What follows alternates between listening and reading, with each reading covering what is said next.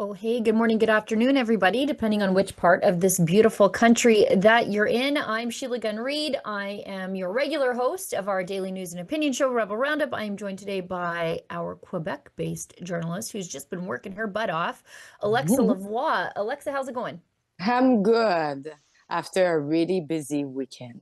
Yeah, your busy weekend was insane. Like, I think you did more work in the course of about 72 hours, not even maybe 36 hours than most people will do in 2 weeks. It was really impressive. We're really proud of you, and we'll get to some of that. But I want to tell you how you can get involved in the show, folks at home.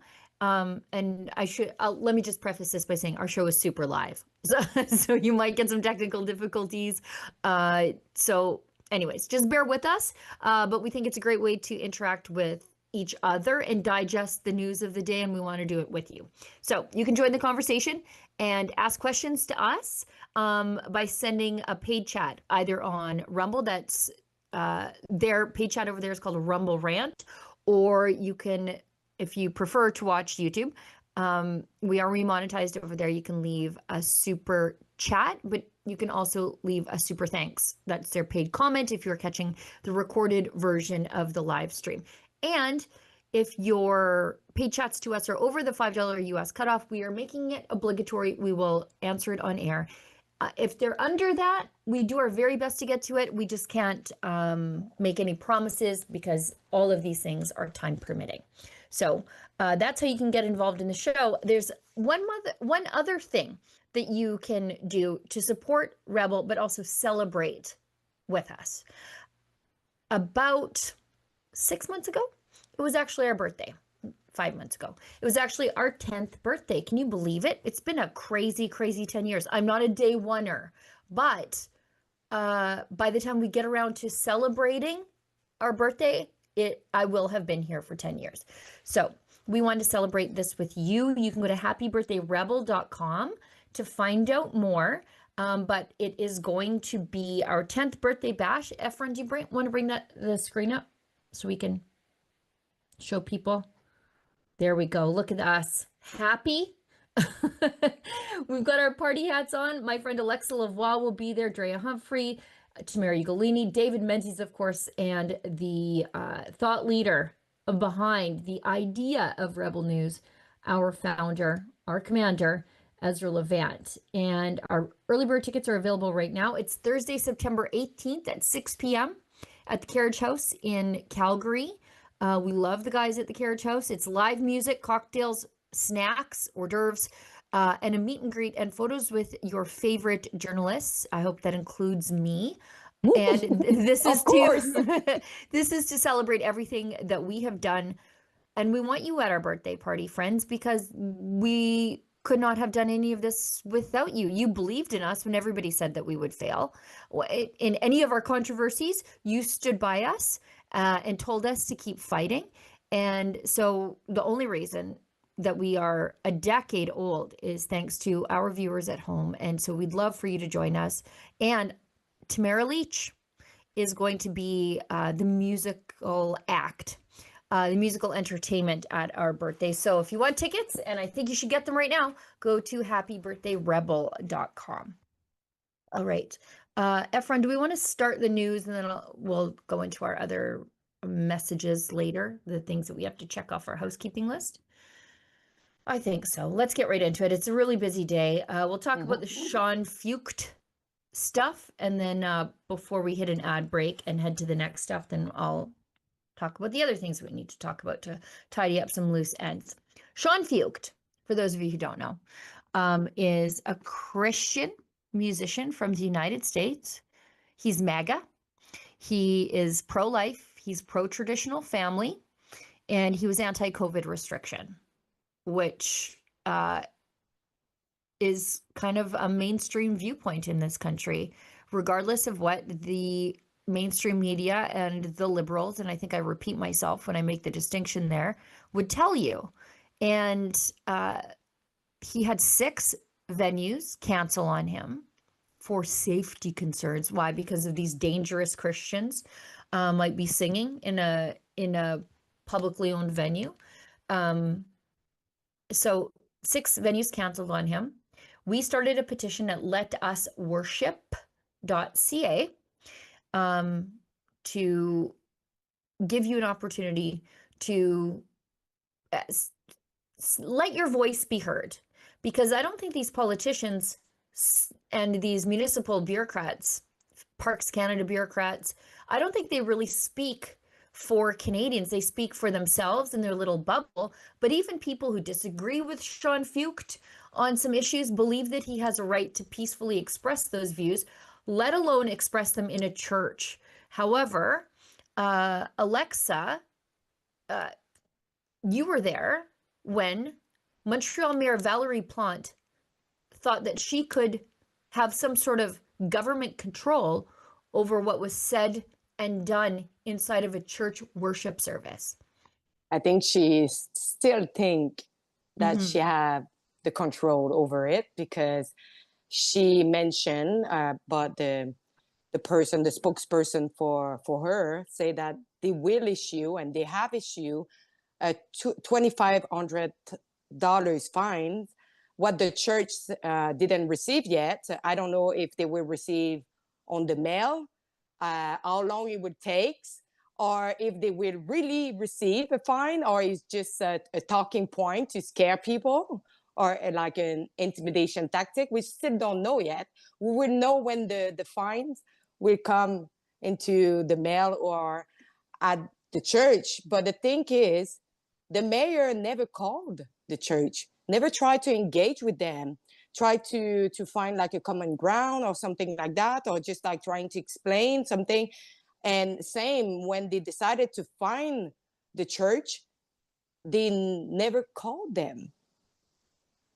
Yeah, and I mean, they'll likely find them after the fact. But what I find most offensive in all of this, and offensive is probably the wrong word, what I find revolting in all of this is that the city communicated directly with the media, but never bothered to communicate directly with the church. So the media knew the church is fined, but the church didn't really know that they had been fined. This stuff went directly to the media. And the good news is that you have connected this church with our friends over at the Democracy Fund, because they should not pay this fine, because the city does not have a right to determine what constitutes a worship service within the confines of a church. And they can send all the cops they want, but that just doesn't change. We've got a video from you. Nearly a dozen Montreal police officers were inside the church that offered to host American Christian rocker Sean Feucht. Let's see that.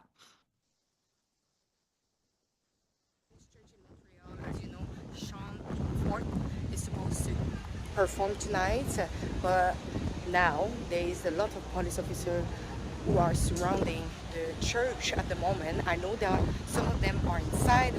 We know that the city said that they don't have the authorization to perform tonight, and they are ready to deliver infraction notice. So we are here, we are following the situation, but I'm showing you some of the footage of the police now trying to enter the church.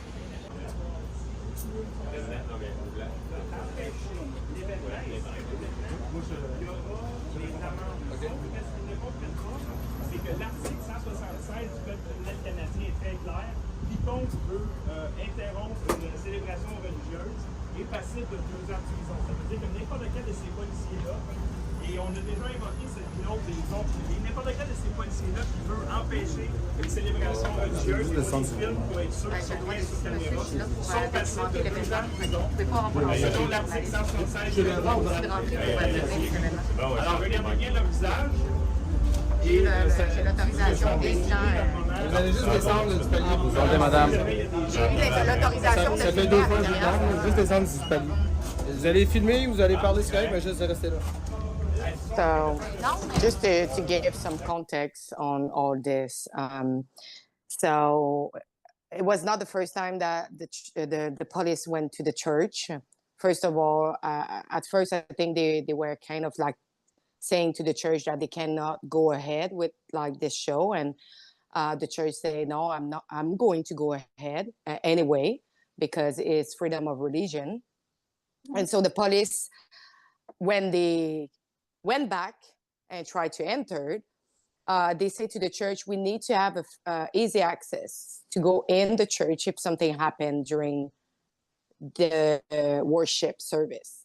Like example, someone from the Antifa or protester come in and there's a fight.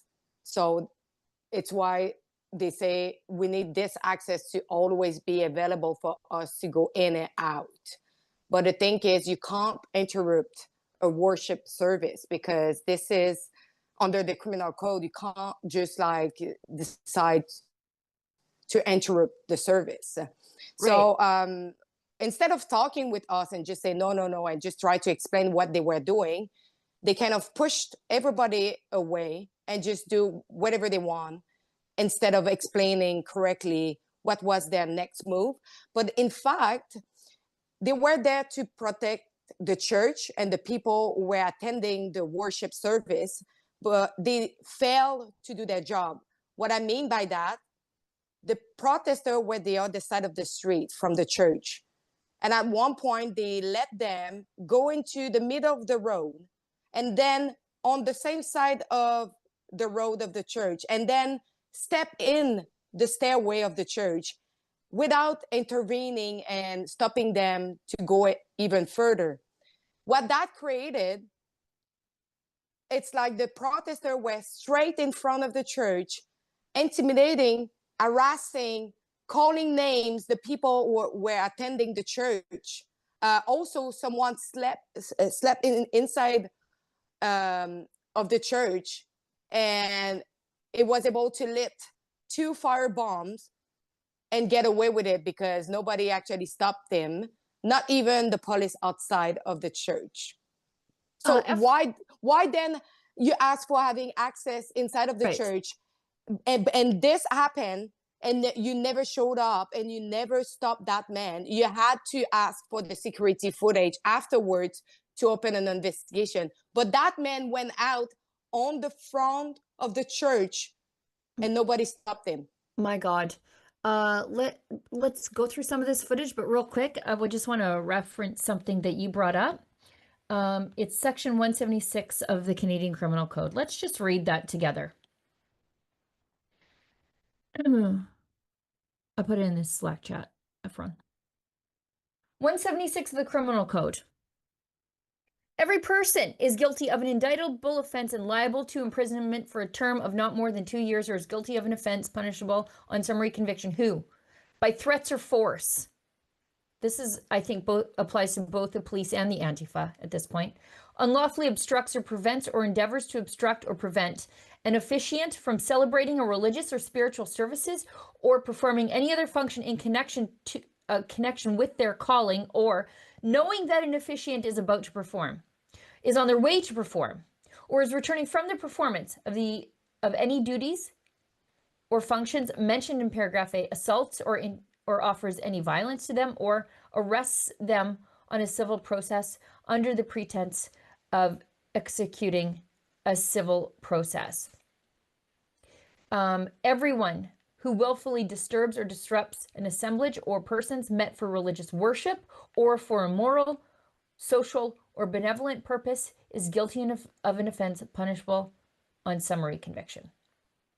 So for the police to interrupt a religious service, that's illegal. For these people to walk in and throw a smoke bomb, also illegal. But to intimidate in any way someone from carrying out their calling as a spiritual leader is also a criminal offense in this country. But as we saw during COVID, the police and people tasked with making sure our charter rights are protected are so often the ones violating, or at least allowing the violations to go forward. Let's show some of the footage that you mentioned there. We've got the standoff, the Antifa and their NDP foot soldiers were gathered across the police or across from the church. You tried to speak with them, but they got grabby with you in front of the cops. Yeah.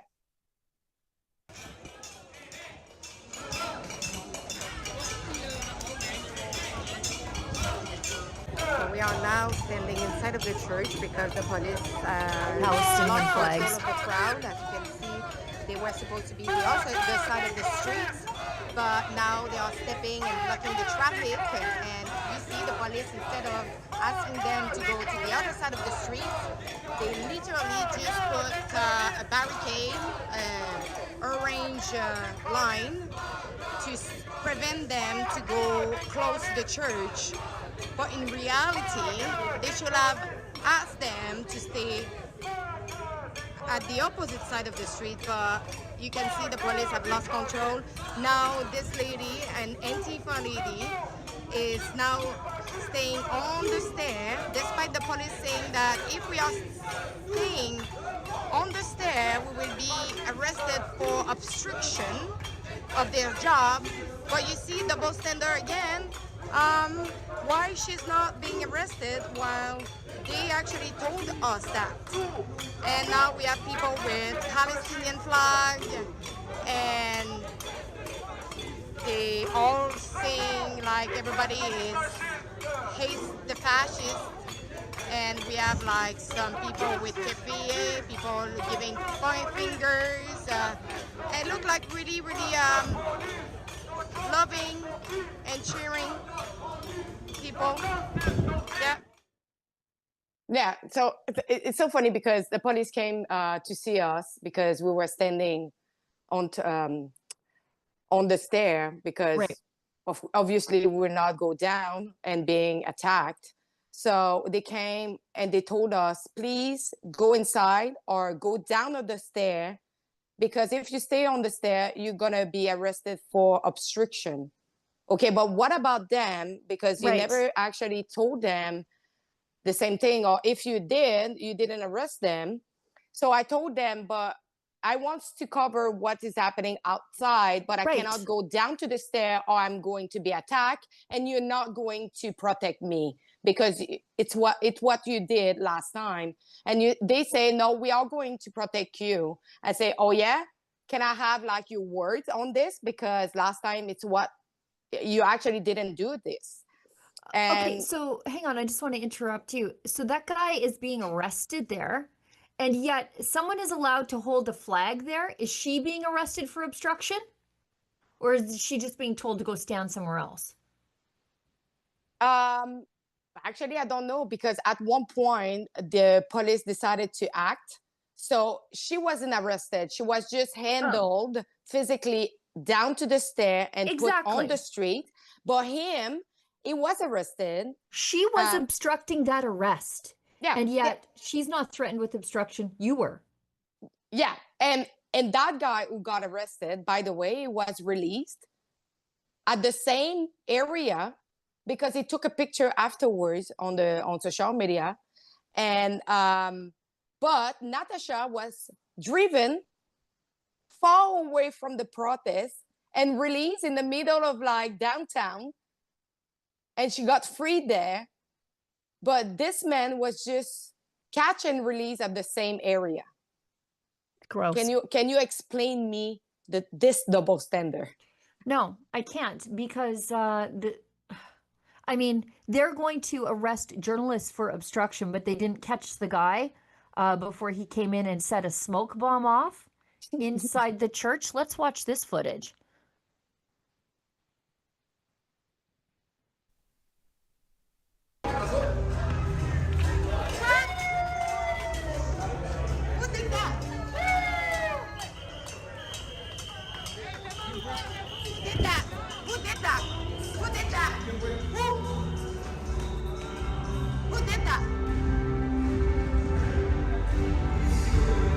I was searching for the person, but the person had left already. And I don't know if we can show also when Sean actually have the smoke bomb in his hand. So Yeah, I I need think to. there's another angle. Yeah, I need Efron, to if you can find explain that. I have all the video of the security camera, but I need to tell the viewer that I'm waiting for the agreement and the okay from the people who actually gave me the security footage There, to look release it. it. They threw it up on stage. Yeah. And these are a favorite at these pro-Hamas protests, these red smoke bombs. They have the red and the green ones all the time when they're marching on the streets of Montreal. So we know these are the same people. Mhm. And it doesn't even faze them. And it shouldn't, by the way. But again, the police said, we need to have entry to the church to make sure that you're safe. And then it's like, okay, where were you then? They were not there. And when they saw the 2 smoke bomb, there is not one police who came inside and check what happened and just try to speak with someone like quietly without interrupting anything to just say, okay, what happened? You know? Yeah. And no, obviously, and they didn't actually look for him because obviously it was not that far away. He just ran out. And I know that the police were blocking all the street around. So the police probably saw that man running away. Yeah, of course they saw him. Jeez. We've got Sean Feucht addressing the audience in Montreal who had to run the gauntlet of these unhinged lunatics blocking their church to get inside. He's got a message for them. Did you know what we did today? We started a pledge. We bought a website, letusworship.ca. Letusworship.ca. On that website, there's a pledge for the people of Canada. We did a pledge in COVID. That's what started this whole thing. It wasn't supposed to be a movement, it was just a pledge. But then God said, put feet to the vision. So we started a pledge, we started a petition, and I need everybody to go on tonight and to sign it. This pledge is going to your Prime Minister. This pledge is going to your government officials. Today, before sound check, I was on a Zoom call with a lot of lawyers across Canada. A lot of them. And all of them are very excited because they know that these lawsuits can set a precedent in Canada that never again can the government, for no reason, shut down the freedom of Christians to worship their God. He's right. Right. He's totally right. And I think our petition at letusworship.ca, when we will deliver it, I'm pretty sure we will have some resistance when we will deliver the petition. You know, like we did it before. We always had like some crazy reaction every time that we try to deliver a petition that this represents the voice of Canadians. So I'm pretty sure we'll have again like some resistance, and some people will like try to have like a really crazy reaction. Like, you know, I saw the petition in Quebec when some Christian had delivered a petition against the public prayer. Like our premier in Quebec wants to ban the public prayer, but for all faith. So police actually showed up to take the petition. I found that a little bit crazy to see, like, just like, you know, peaceful Christian delivering a petition and sending police officer to make sure that everything go well. Yeah, I mean, it's crazy that it's come down to this. Mm-hmm. But, you know, this is just the hand of government trying to control what goes on in our churches. They got a taste of it during COVID, and they don't want to let that power go. They don't want to let that control go. And a lot of pastors willingly gave it to the government. And so the government is like a monster. You feed it, it gets bigger and hungrier. And here we are. They don't want to let go of that. And it doesn't matter what kind of Christian you are.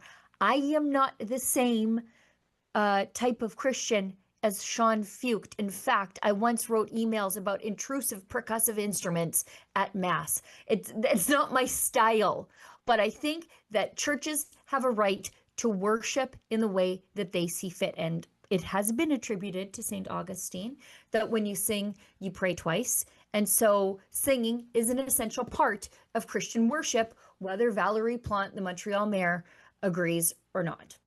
And the thing is, he came to Canada multiple times. Like, it's not his first rodeo. It's just that because he has been associated with Donald Trump because he went to the White House, and that suddenly everybody kind of panicked and got hysterical about him. Like, come on, like, this man had been already in Canada, nothing happened.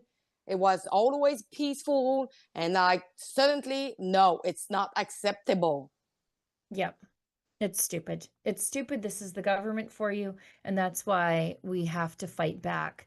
Now, that wasn't the only event over the weekend. There was an event in Toronto as well, and David Menzies and Efron were out there in the world.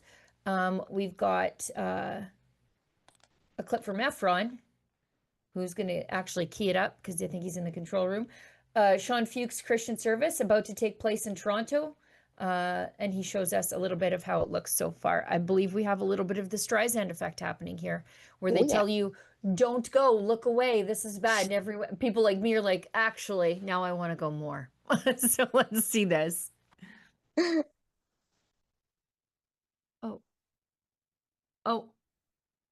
Okay. Okay. Sorry, Olivia whispers in my ear. We'll get to that in a second. Alexa, why don't Olivia wants us to show you talking to the Antifa crazies. Yeah, because why they were there. Literally, I got kind of assaulted, and the police saw it, did nothing again, and simply say, oh, but you see that you're not welcome, you should probably go to the other side of the street, instead of like taking that guy, charging him for assault, and making sure that nobody else will do it again, because by not giving any sanction, of course they would do it again. Look at that. Look at the clip.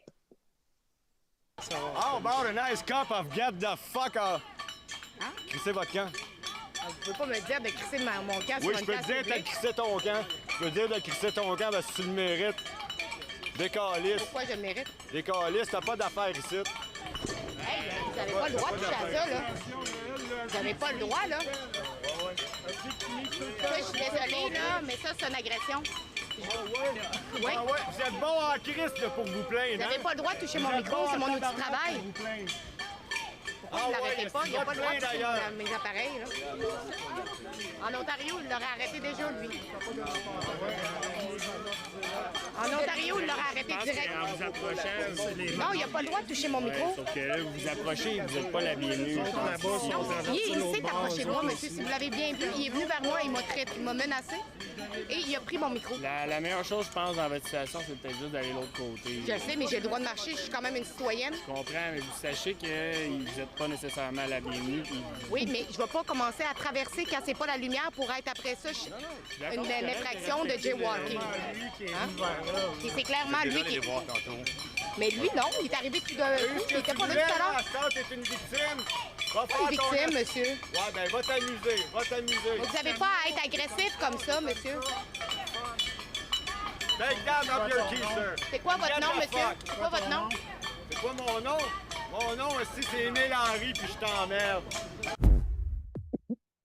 really loving protester, and like the police were telling me, oh, but just go to the other side of the street. I say, but the light is red. I'm not going to cross, and after that you have a reason to charge me for jaywalking. That's I'm not going to do that. Jeez. No, loving Québécois. It's that like these people have never heard a word that Sean Feucht has ever said. Like not even a word. They just know that somebody said that he kind of likes Donald Trump, and even worse, he's one of those disgusting Americans, according to the Canadian left. And worse still, a Christian, gotta go. Like they have no idea what he said, what he's done, nothing. They just know he checks all the boxes for them not to like him. And you know what you normally do when you don't like what people have to say? You just go do something else with your time. Exactly. Right? I'm not going to bother people who are say or do something that I don't like, but I would say, but freedom of expression, do whatever you want. I have something else to do. Right. But here we are. Okay, let's go ahead to some of Efron's clip about what happened in Toronto. Do you mind if I just have like please. A super chat of $20 of Emmanuel? He say, here is on behalf on that rude guy. Thanks to Emile Henry. Keep going, guys. Ribbon news. That's good. Thank you so much. Awesome. Thank you. Okay. Yeah. These people are absolute psychos. Let's go to the footage from Toronto so we can show what happens when you try to cancel people in this country. A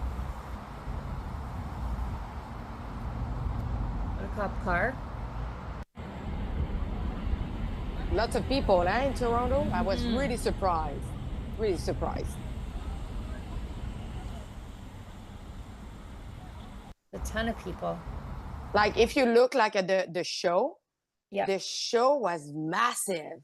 There were so many people, and I was like, oh my God. Probably like if nothing happened in the media, it would have not even a quarter of the people who showed up for his show. Right. And we had the bus or the truck out, the Rebel News truck, telling people to go to sign the petition for letusworship.ca. And we are going to make sure that those petitions are dropped off to Stephen Guilbeault, who is no longer at Environment, but is still in charge of Parks Canada because it's now under Heritage, and that's where he is. Heritage and Culture, the Prime Minister, and then local bureaucrats like Valerie Plante. She's getting a copy of this. Stephen Del Duca, the mayor of Vaughan, he's getting one of those petitions too. This is crazy. And while the Hamasniks take over the city streets every single weekend in Montreal and Toronto blocking the road, in Montreal blocking the access to the cathedral, not nary a word from these people. Because a protected class is doing it. Yeah, exactly. So there is more to come on both of these stories. You've got a full report to come. David Menzies has a full report to come as well. So stay tuned, everybody, to rebelnews.com on our Rumble page and our YouTube page. So you don't want to miss it, because you are not going to see the fair treatment of the people who attended these concerts, these worship services, in the mainstream media, for sure. And especially because I tried to engage with the counter protester, like the protester, whatever, and they were so angry, but I don't know why they were so angry. And a woman was just like hitting a kind of like a fry pan with a wood stick, and she was like hitting so hard that the wood stick broke, and one piece of the wood almost like ended up in my face. Jeez. Yeah. And again, the police will tell you, the police will tell you to move along. Hey, we've got a chat here for $50. Did you read that one? No. No. The persecution of Leach and Barber, persecution of religious freedom, supply management, travel restrictions, and state-run media, all hallmarks of communist regimes like Cuba. What if the U.S. decides to embargo Canada as a security threat? And that's Jay Peterson gives us $50. Thank you so much. You know, I would be concerned about getting a denunciation of Canada by Marco Rubio in the United States. I hope to God that Valerie Plante can no longer travel to the United States for her dangerous violations of the human rights of Sean Feucht and Christians who tried to attend his service. Not a smart move for the federal MPs to weigh in, the Liberals, by the way, and Liberal senators like sex activist total weirdo Chris Wells from Alberta to weigh in. They should be keeping their fat mouths shut, because this is the kind of thing that will get sanctions put on Canada by Trump. And Conservative MP Michelle Rempel-Garner actually raised that issue. She said, we're in the middle of a trade war. You think we could treat American citizens in this country a little better, like honor their basic human rights? And it was so bad, and you mentioned it, that Erin O'Toole have actually weighed in. Mr. Butter Noodles weighed in and said, hey, you don't have to agree with everything that Sean Feucht says to realize that he has the right to say it, and you have a right to just go somewhere else and do something else with your time. Like, if you don't like what he's saying, just, I don't know, look like it was a nice day in Montreal, go do something else. It was kind of a nice day in Toronto, go touch grass, as they say. Yeah, Erin O'Toole of all people. These public pressure-led decisions appear to conflict with the charter. Not appear, they do, okay? He's still being butter noodles. Free speech and religious freedom in a democracy means you will hear things you do not agree with. Canceling such voices is wrong and drives polarization. He's right. I was not expecting that from him, but yeah. Yeah, I mean, we'll take it. I mean, it is it's quite literally the least when he's like, it appears to violate the charter. No, it definitely does. You keeping Christians from worship. Does definitely. Hey, we've got a couple of quick messages and then we'll hit an ad break. Team in Toronto, okay? First thing we want to talk about is we just showed you a clip of that big, beautiful billboard truck that we have here at Rebel News. You can put your own message on that billboard truck and drive it around. You just go to freedomtruck.ca. If you're looking to make a bold statement or promote your brand in an eye-catching way, our digital billboard truck will amplify your message across the Greater Toronto Area and all across Southern Ontario. It features high-resolution P4 LED screens and premium loudspeakers. This truck delivers crystal clear visuals and powerful audio to ensure your content stands out. So, if you'd like to rent the billboard truck for your cause, you can do that. Just go to freedomtruck.ca, and I hope you all find someone to love you as much as Ezra loves that billboard truck. Man, he loves that billboard truck. He's got the trucking bug ever since the convoy, and I think this helps him scratch the itch. So again, that's freedomtruck.ca. One more thing I want to tell you guys about. If you are an independent journalist, and that means a lot of different things, I have a message from you, not from Sheila Gunn-Reid, editor-in-chief at Rebel News, but Sheila Gunn-Reid, president of Canada's Independent Press Gallery. And that is a home to anybody who is an editor, journalist, freelance, photographer, videographer, broadcaster, blogger or podcaster, producer, columnist, writer, researcher. As long as you agree, according to our pledge, that you pledge to respect and abide by the principles of conduct laid out by the IPG mission statement, and it's real clear, and pledge to remain independent from the government, i.e. not accepting grants, bailouts, or funding from the government, I would love for you to join the Independent Press Gallery. It's $10 a year, and you get a card, and more than that, you get the support of the Independent Press Gallery, and we offer a bunch of different things. So press accreditation and legitimacy. You don't have to join the cabal of your enemies to try to get access to politicians. You get advocacy for independent voices. If you follow the Independent Press Gallery on social media, you'll know that if there's a journalist, whether or not they're a member of the IPG, but if it's an independent journalist and they are silenced, attacked, or otherwise accosted, inhibited from doing their job, I issue a denunciation. So you have the moral support of the Independent Press Gallery. You get professional support, so access to resources and advice when you're facing censorship and unfair treatment and legal hurdles to your journalistic work. You'll get networking and community. So instead of just being a lone wolf trying to do your thing in the world, you have this community of people who are working just like you to avoid the state and being silenced by the state. You'll get access to professional development and webinars. We'll help you promote your work through shared visibility with the national network of independent media, and it helps us also support an independent media landscape that values truth. And I would love for you guys to join the Independent Press Gallery if you are an independent journalist, because we have a defamation seminar coming up. We've hired a top media lawyer because I want to provide some value for your membership and give you a reason to join right away.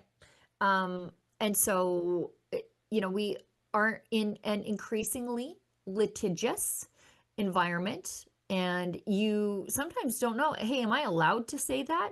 And am I going to get sued if I say that? How do I make my work defamation proof? What do I have to do to ensure that? We have a top media lawyer, and I believe around the middle of August, we've got an online training session where you'll get training on defamation law and be able to ask questions to a top media lawyer. All you have to do is be a member of the Independent Press Gallery. So if I were you, I would do that today. And all you have to do is go to independentpressgallery.ca/membership, and you'll see the membership form there. You'll see the pledge to never take a penny from the government to do the work that you do. And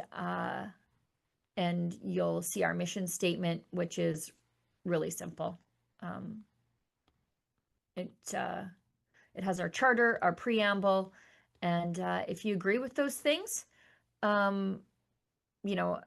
if you agree to be independent from all forms of government, welcome to the Independent Press Gallery. So there's our mission statement. You could read through it. We limit our membership to journalists and organizations who pledge not to accept grants or bailout funding from the government.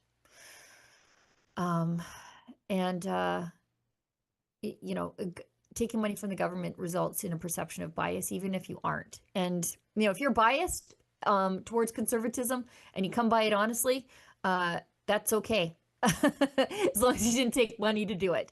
So anyways, it's independentpressgallery.ca/membership, and get yourself signed up so we can help you along in your little journalistic career. Okay, let's do an ad break, and then we will come back and finish the news.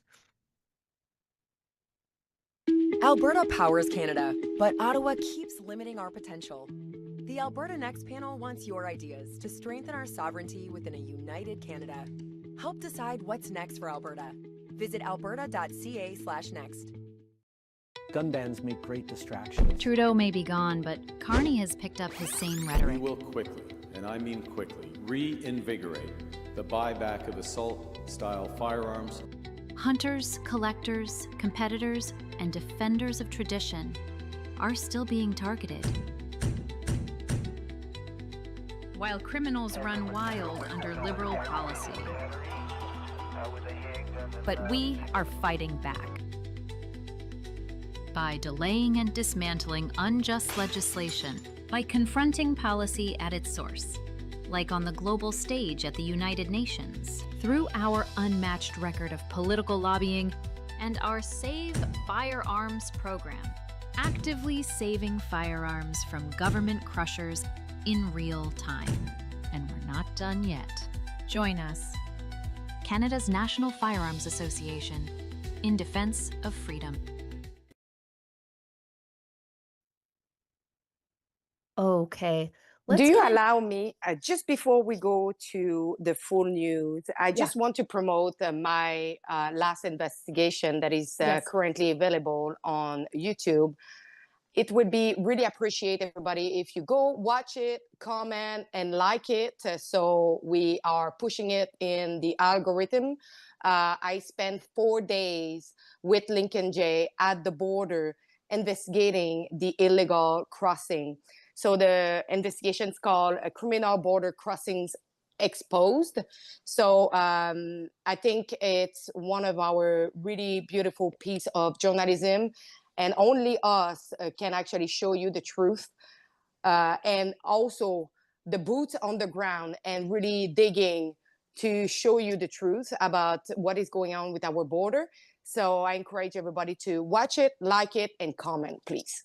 Yeah, you guys put trail cameras up in the areas in and around the border. You caught, you saw people crossing, you caught their the stuff they leave behind. I mean, it's just journalism that other outlets have plenty of money to do. But you did it, and you spoke to the people who live along the border, who are forced to deal with the fact that you have people who are breaking the law to enter this country. So by that virtue, they are criminal. And then, I mean, we don't know what other criminality that they have engaged in. It's easy for them because once they cross illegally, if they get caught, they can just claim asylum, and then the charges will be dropped, and they will be driven to a refugee immigration place for their process.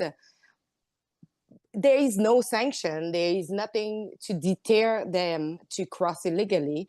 And we don't even know if the people who are getting caught are actually human trafficker, because it's easy for them to just say, oh, like, I'm just claiming asylum, because we know that some of them who are involved in human trafficking are illegal themselves in Canada.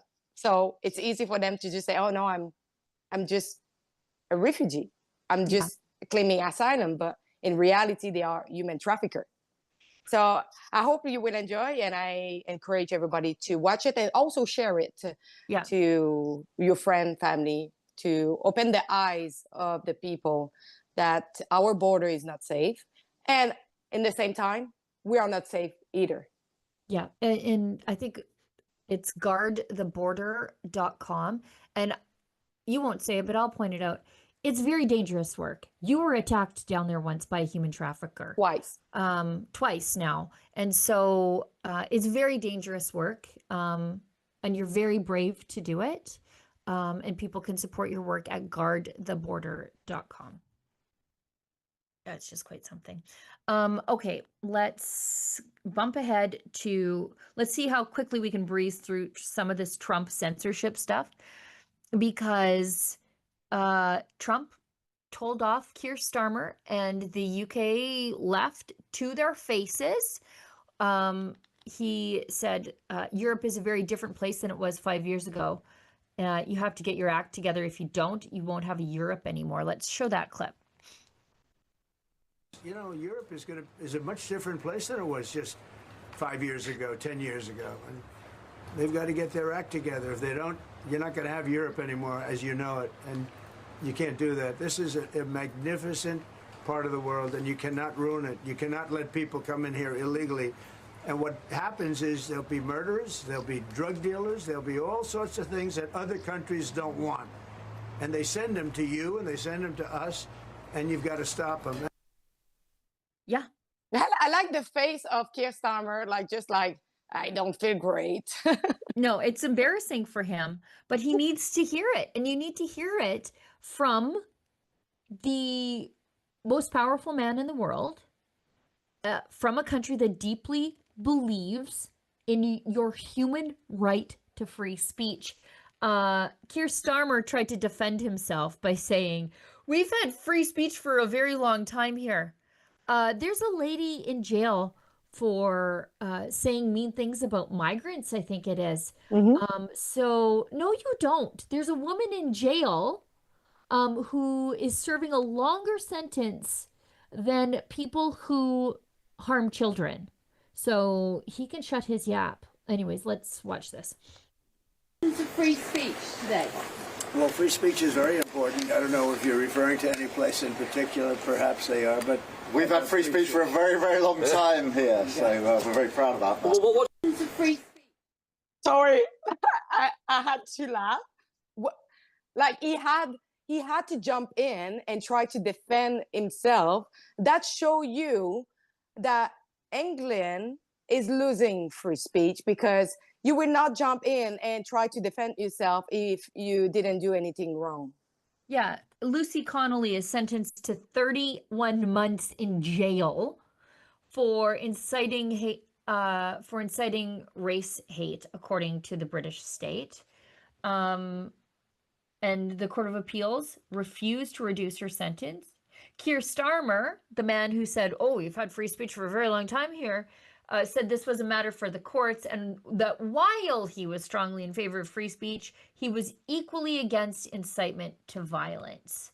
And she was, Lucy Connolly, she called for mass deportations after the murder of 3 girls at a dance workshop in Southport.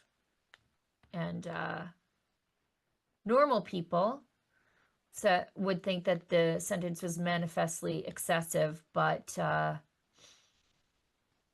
anyway, she's now in jail for a very, very long time. And so Keir Starmer is out of his mind, and I'm glad that Trump called him out for it. And then Trump also warned him because Labor, the Labor Party, Keir Starmer's party, censors President Trump's social media platform, Truth Social, in the UK, and Trump let him have it. Mr. President, you have a successful social media site. There are new powers here to censor your site, states mandated powers. To censor my site? To censor your site and Twitter Truth? and Facebook. Truth? I mean Truth. Is that okay? Well, I don't think he's going to censor my site because I say only good things. Will you please uncensor my site? Yeah, we're not censoring anyone.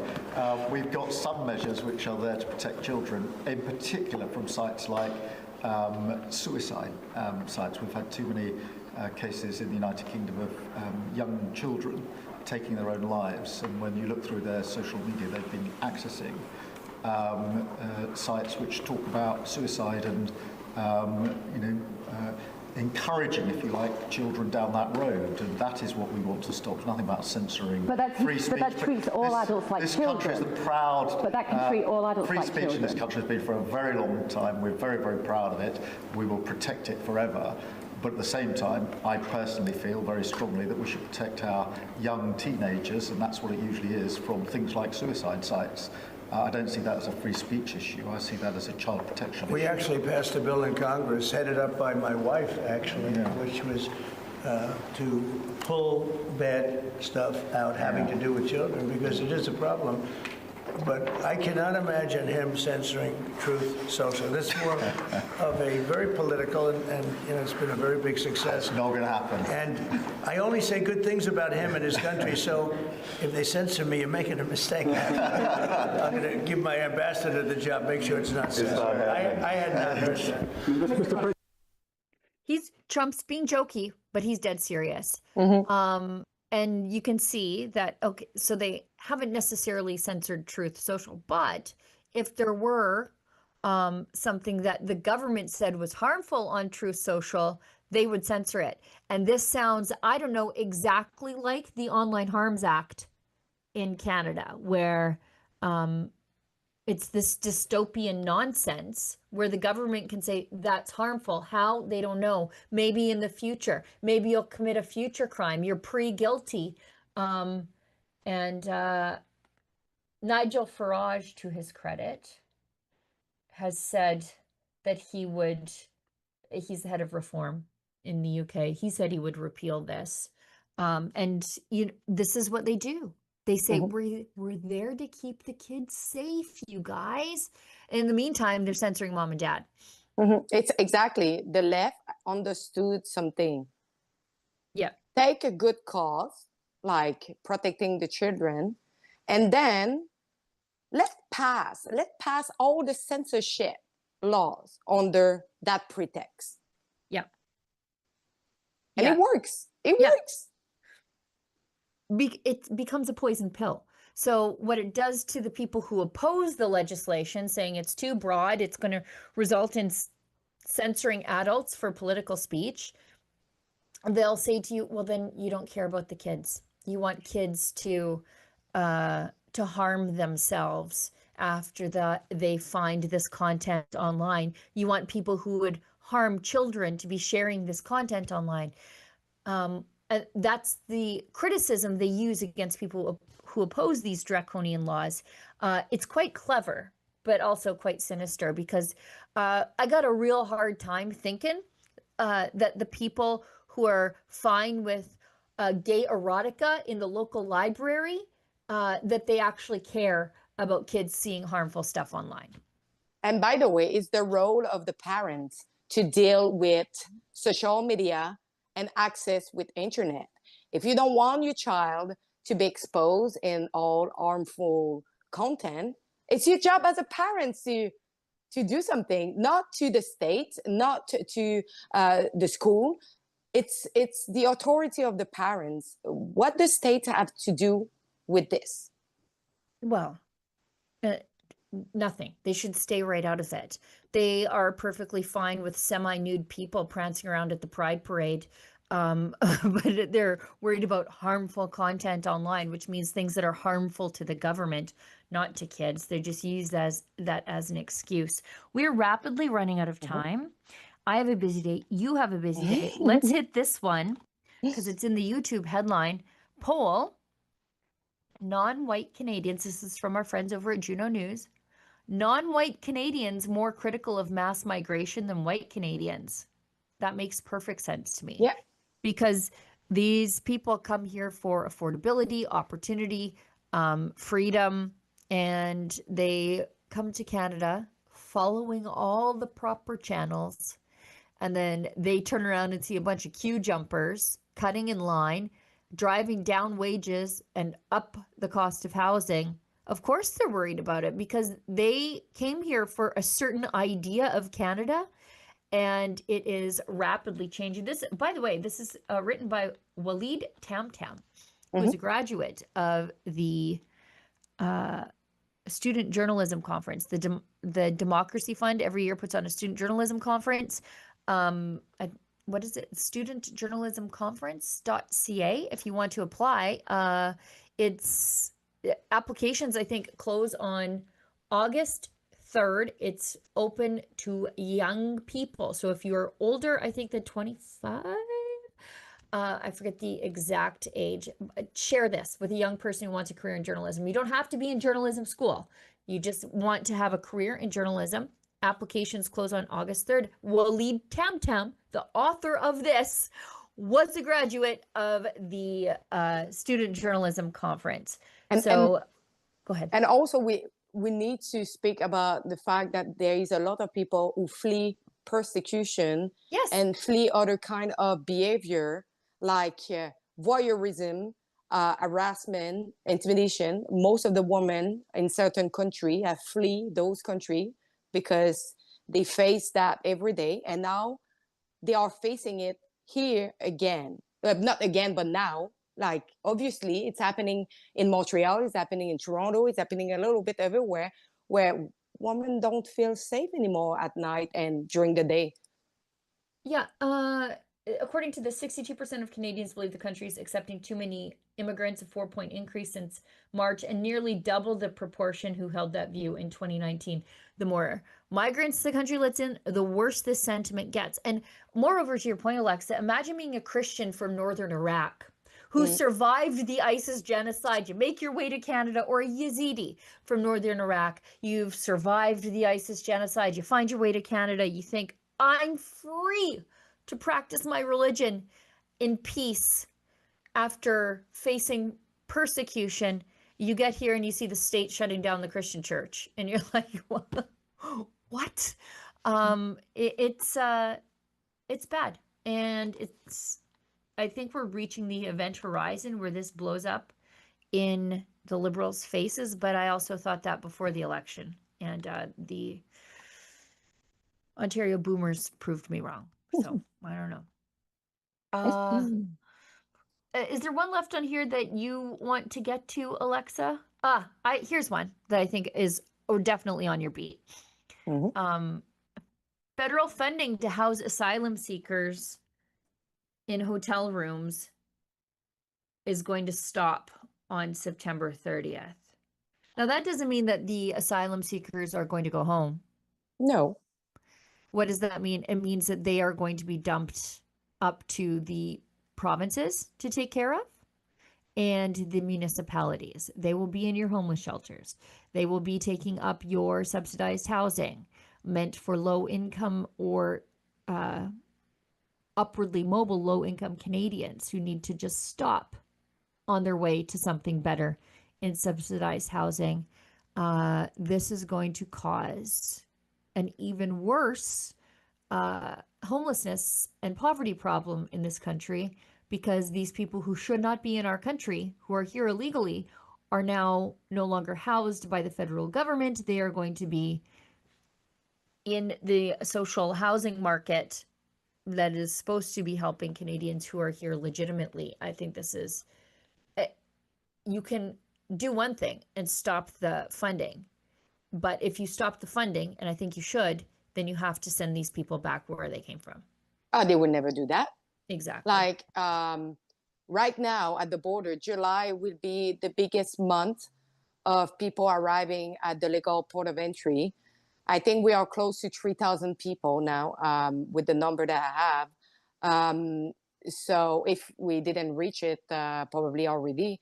But those people, few of them would be turned back in the US. Most of them have family, and it would be family reunification. A lot of them don't work because a lot of them are parents, grandparents, or people who just don't work, who will drain our money for social services. And soon we will pay way more taxes than we do already. Yeah, I mean, we're in for a world of trouble. The thing is, like, I do agree the federal government has to stop funding the hotels. That might cut the people off who are coming. It might slow that. I don't because think they're so. not getting well, yeah, I mean, you're probably right too. But like, that might be the upside of cutting off the funding, is that it slows down the influx because you're not getting your 3.5 or at least 2.5-star hotel paid for by the taxpayer.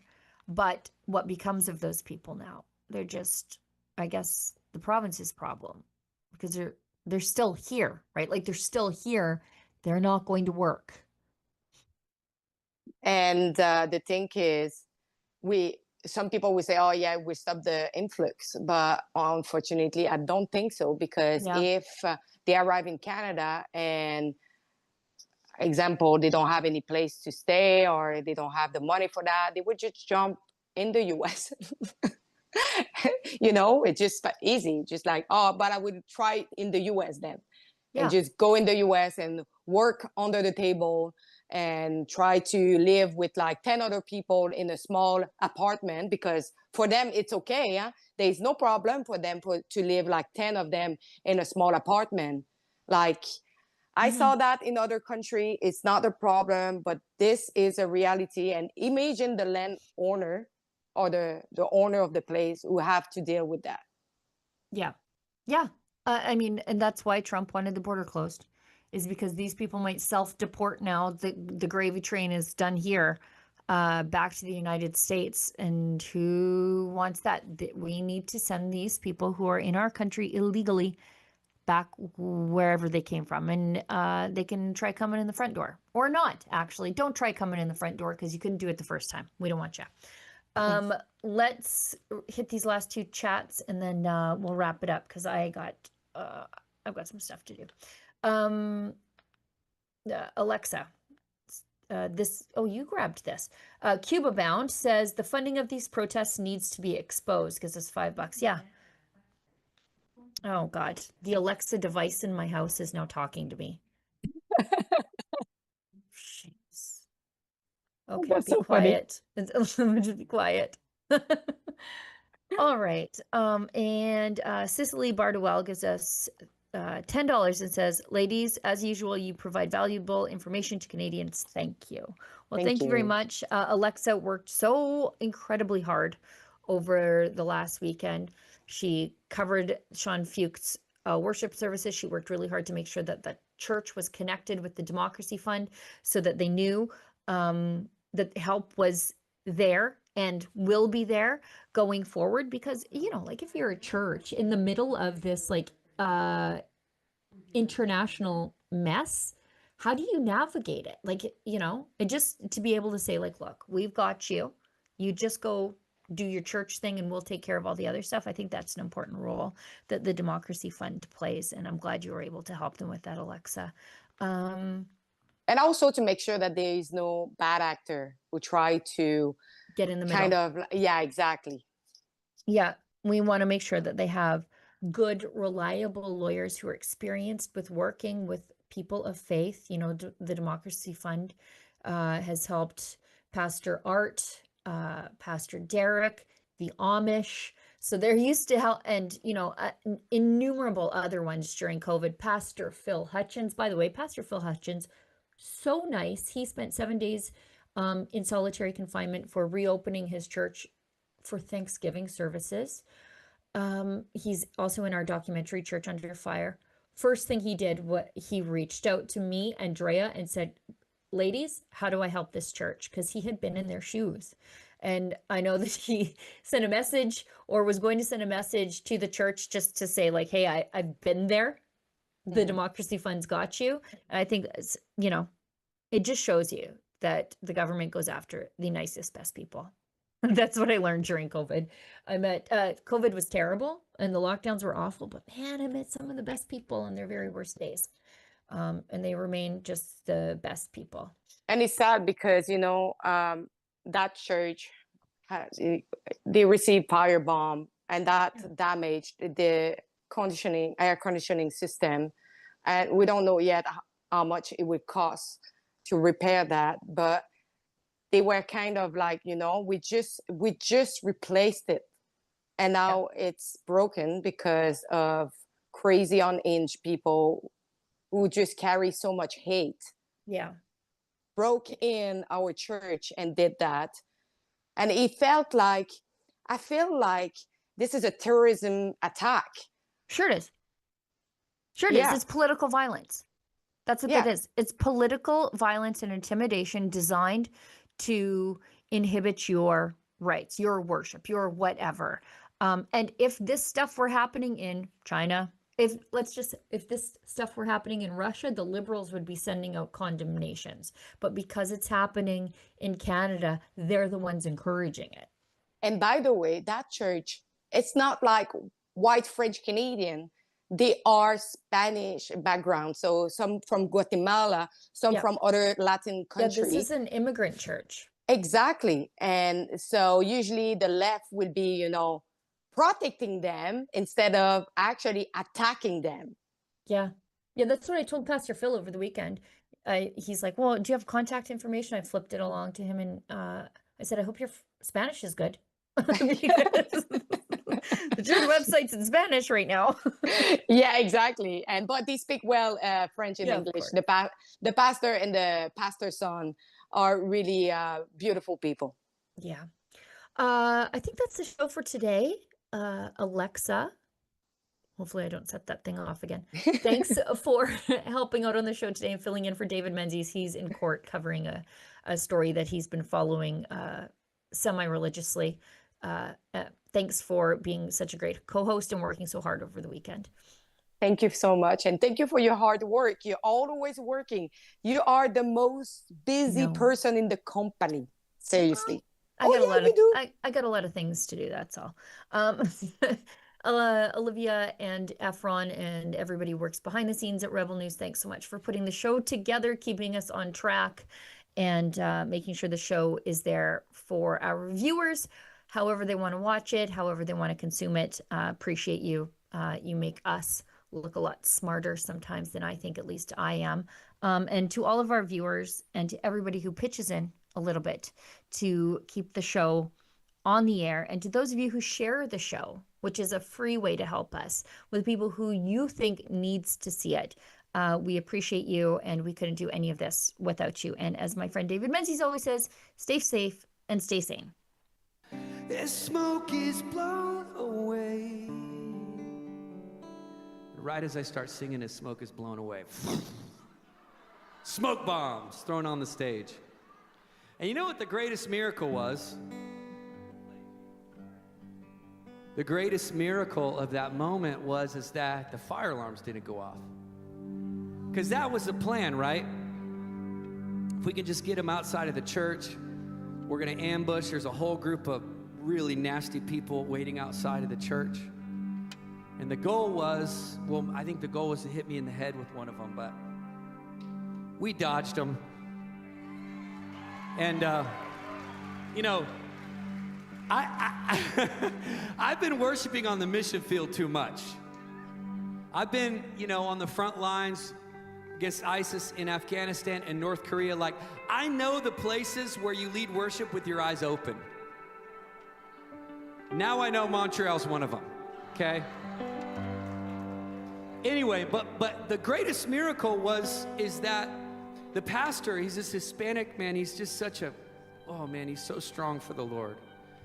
And he said, it's a miracle, Sean. He's like, so much smoke filled the church, but he's like, our smoke alarms didn't go off. He's like, if we light a birthday candle in this cathedral, smoke alarms go off. And listen, I just want to say this. There's something about these atmospheres that create in us resilience.